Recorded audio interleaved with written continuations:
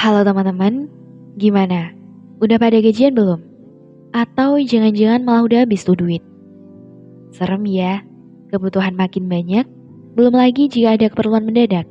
Ada keluarga lagi sakit misalnya, tapi duit di kantong udah kosong. Jujur deh, yang lagi nonton video ini udah mulai mikir kan, siapa yang bisa buat dihutangin duitnya? Dan begitu aja terus tiap bulan. Tiap kali gajian, gak sampai gajian berikutnya, uang udah habis. Hutang semakin menumpuk, dan akhirnya gitu deh. Oke teman-teman, bukankah ilustrasi singkat barusan menggambarkan realita yang banyak menimpa orang-orang hari ini? Tapi apakah kamu tahu apa saja yang bisa bikin keadaan jadi seperti itu? Apakah teman-teman sadar bahwa ada beberapa kesalahan keuangan yang sering kamu lakukan tanpa disadari?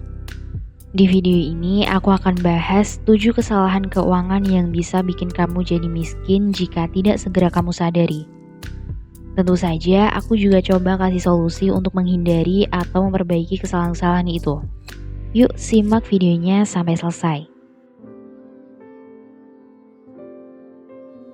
Ini adalah kesalahan yang paling umum dan paling fatal. Banyak orang yang menghabiskan uangnya untuk membeli barang-barang yang sebenarnya tidak perlu. Hanya karena tergoda oleh iklan, diskon, atau gaya hidup orang lain. Contohnya, kamu mungkin sering tergoda untuk membeli gadget terbaru, padahal gadget lama kamu masih berfungsi dengan baik.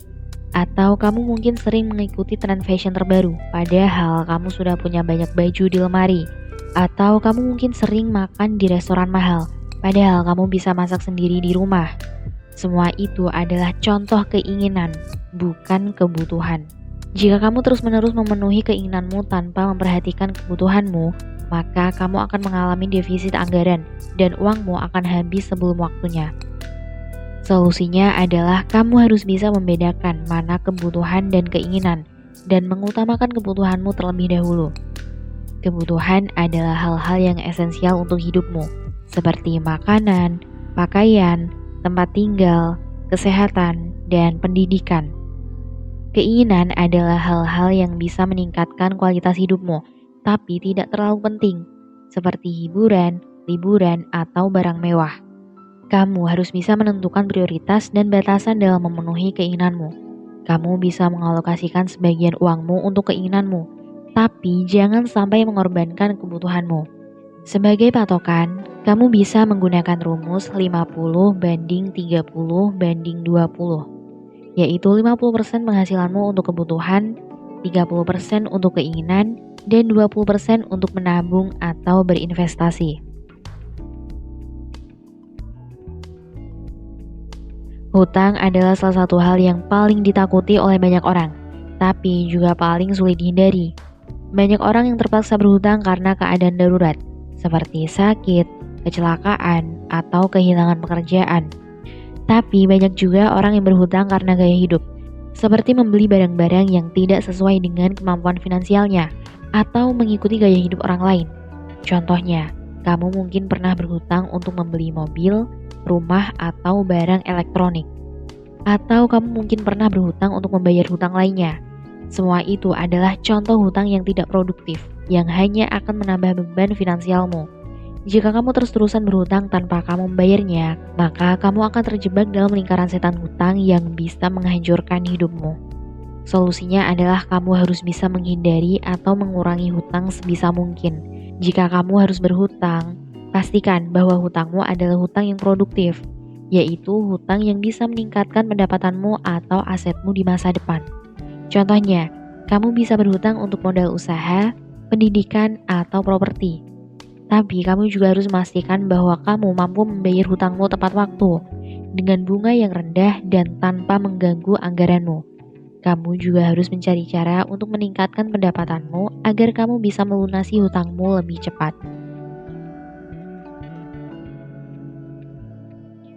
Dana darurat adalah uang yang disisihkan untuk menghadapi situasi darurat yang tidak terduga, seperti sakit, kecelakaan, kehilangan pekerjaan, atau bencana alam. Dana darurat adalah salah satu hal yang paling penting dalam perencanaan keuangan, karena bisa membantu kamu mengatasi masalah finansial tanpa harus berhutang atau mengorbankan asetmu. Contohnya, jika kamu sakit dan harus dirawat di rumah sakit, kamu bisa menggunakan dana daruratmu untuk membayar biaya pengobatan tanpa harus menjual barang-barangmu atau meminjam uang dari orang lain. Atau jika kamu kehilangan pekerjaan dan tidak memiliki penghasilan, kamu bisa menggunakan dana daruratmu untuk memenuhi kebutuhan hidupmu sampai kamu mendapatkan pekerjaan baru. Jika kamu tidak memiliki dana darurat, maka kamu akan kesulitan menghadapi situasi darurat dan bisa jadi miskin. Solusinya adalah kamu harus mempersiapkan dana darurat yang cukup. Dana darurat yang cukup adalah sekitar 3-6 kali pengeluaran bulananmu, tergantung dari tingkat resiko dan kebutuhanmu. Kamu bisa menyimpan dana daruratmu di rekening tabungan atau instrumen investasi yang liquid, seperti pasar uang atau reksadana. Kamu harus mengalokasikan sebagian penghasilanmu untuk menabung dana darurat sampai mencapai jumlah yang ideal. Jangan pernah menggunakan dana darurat untuk hal-hal yang tidak penting, dan apabila kamu sudah menggunakannya, kembalikanlah secepat mungkin agar dana daruratmu tetap terjaga. Banyak orang yang puas dengan penghasilan yang mereka dapatkan dan tidak berusaha untuk mencari sumber pendapatan lain. Padahal penghasilan yang tetap saja tidak akan cukup untuk memenuhi kebutuhan hidup yang semakin meningkat, apalagi untuk mencapai tujuan finansial yang besar. Jika kamu hanya mengandalkan satu sumber pendapatan, maka kamu akan rentan terhadap resiko kehilangan penghasilan, misalnya karena dipecat, pensiun, atau sakit. Jika kamu tidak memiliki sumber pendapatan lain, maka kamu akan kehabisan uang dan bisa jadi miskin. Solusinya adalah kamu harus mencari cara untuk meningkatkan pendapatanmu dengan memiliki lebih dari satu sumber pendapatan. Di era teknologi informasi seperti sekarang, ratusan bahkan ribuan ide bertebaran di internet yang bisa kamu jadikan referensi. Kamu bisa mencari sumber pendapatan pasif, yaitu pendapatan yang bisa kamu dapatkan tanpa harus bekerja keras, seperti dividen, royalti, atau sewa. Bisa juga dengan berinvestasi di berbagai instrumen, seperti saham, obligasi, reksadana, properti, atau bisnis. Dan yang paling populer saat ini di kalangan generasi muda bisa menjadi content creator di YouTube atau platform media sosial lainnya. Dengan memiliki lebih dari satu sumber pendapatan, kamu bisa meningkatkan cash flow, mengurangi resiko, dan mencapai tujuan finansialmu lebih cepat. Ini adalah kesalahan yang sering dilakukan oleh orang-orang yang ingin terlihat kaya, padahal sebenarnya tidak. Mereka sering membeli barang-barang mewah, seperti mobil, rumah, pakaian, atau aksesoris yang tidak sesuai dengan penghasilan mereka. Mereka juga sering mengikuti gaya hidup orang lain, seperti liburan, makan di restoran mahal, atau bergabung dengan klub eksklusif yang tidak sesuai dengan anggaran mereka. Mereka melakukan semua itu untuk menunjukkan status sosial, memuaskan ego, atau mencari pengakuan dari orang lain. Padahal mereka sebenarnya tidak mampu membiayai gaya hidup tersebut dan harus berhutang atau mengorbankan tabungan mereka. Jika kamu terus-menerus hidup di luar kemampuan finansialmu, maka kamu akan mengalami masalah keuangan dan bisa jadi miskin. Solusinya adalah kamu harus hidup sesuai dengan kemampuan finansialmu dan tidak terpengaruh oleh orang lain. Bersikaplah realistis dan bijaksana dalam mengelola uangmu, dan tidak tergoda oleh godaan konsumtif. Tak kalah pentingnya, kamu harus bisa bersyukur dengan apa yang kamu miliki dan tidak iri dengan orang lain. Dengan hidup sesuai kemampuan finansialmu, kamu bisa menghemat uang, menghindari hutang, dan menabung untuk masa depan. Banyak orang yang tidak tahu berapa penghasilan dan pengeluaran mereka dan tidak memiliki tujuan finansial yang jelas.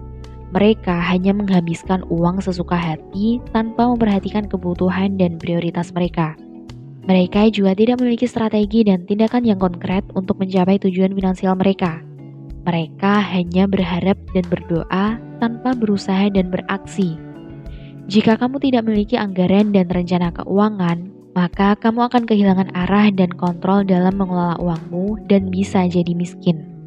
Solusinya adalah kamu harus memiliki anggaran dan rencana keuangan yang jelas dan terukur. Kamu harus bisa mencatat dan mengatur penghasilan dan pengeluaranmu dan mengalokasikannya sesuai dengan kebutuhan dan prioritasmu. Kamu harus bisa menentukan tujuan finansialmu, baik jangka pendek, menengah, maupun panjang, dan menghitung berapa uang yang kamu butuhkan untuk mencapainya. Banyak orang yang tidak tahu apa-apa tentang keuangan dan tidak mau belajar lebih banyak. Mereka menganggap bahwa keuangan adalah hal yang rumit, membosankan, atau tidak penting. Mereka juga menganggap bahwa keuangan adalah hal yang tidak perlu dipelajari karena mereka sudah punya pekerjaan, penghasilan, atau aset. Padahal keuangan adalah hal yang sangat penting dan berpengaruh dalam hidup. Jika kamu tidak tahu tentang keuangan, maka kamu akan mudah tertipu, salah mengambil keputusan, atau ketinggalan informasi. Jika kamu tidak mau belajar tentang keuangan, maka kamu akan sulit meningkatkan pengetahuan, keterampilan, atau kesempatanmu. Jika kamu tidak berinvestasi dalam pendidikan keuangan, maka kamu akan tertinggal dari orang lain dan bisa jadi miskin. Solusinya adalah kamu harus berinvestasi dalam pendidikan keuangan dengan belajar dan mengupdate pengetahuanmu secara terus-menerus. Kamu bisa mempelajari dasar-dasar keuangan, seperti pengelolaan uang, perencanaan keuangan, atau investasi. Kamu juga bisa belajar dari orang-orang yang ahli atau berpengalaman di bidang keuangan, seperti mentor, konsultan, atau komunitas. Dengan berinvestasi dalam pendidikan keuangan, kamu bisa meningkatkan literasi, kapabilitas, dan inklusi finansialmu. Oke teman-teman, itu tadi bahasan kita di video kali ini tentang 7 kesalahan keuangan yang bisa bikin kita semua jadi miskin jika tidak segera diperbaiki. Semoga video ini bermanfaat dan membuka mata kamu tentang pentingnya mengelola uang dengan baik. Jangan lupa like dan share ke teman-teman kamu. Terima kasih dan sampai jumpa di video berikutnya.